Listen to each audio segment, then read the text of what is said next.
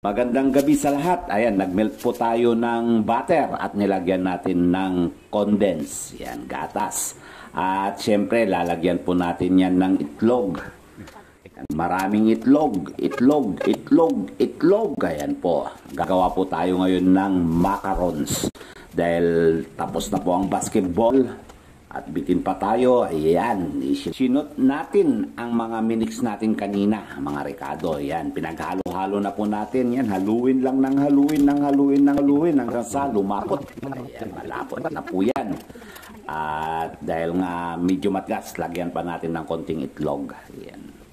Tapos pag medyo okay na yung texture niya, wow, texture. So, i-prepare na po natin ang mga lagayan ng macarons. Dapat iba-ibang kulay.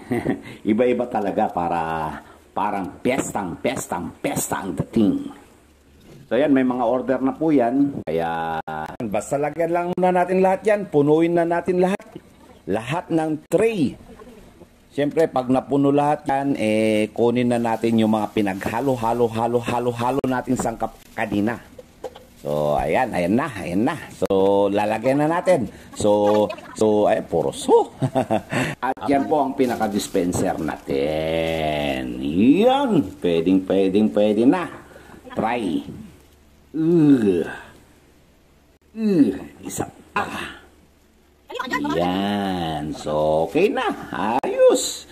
Ayun, binigay ko na sa pinaka-expert. Yan. Mabilis yan eh. So, mabagal po tayo. Luto na agad. So, solve. Dahil ayos na. Yan, pasama-samahin natin lahat ng mga finished product natin. Yan, oh. Yan. Dahil nga okay na lahat. Marami na tayong nagawa. So, kailangan din natin gumawa ng isang masarap na inumin. Yan. Yan po yung cheese, ano yan? Cheese, basta. Cream cheese. O, yun, cream cheese. Saka yung blueberry. Tapos coffee jelly. Lagyan mo ng gatas. Shoot mo yung straw. Then, okay. Popcorn. Yan, marami po tayong mga produkto. So, sa mga gusto, order na po kayo. Tulong, parang hawan na. So, ayan po, okay na. Ready for delivery. Thank you.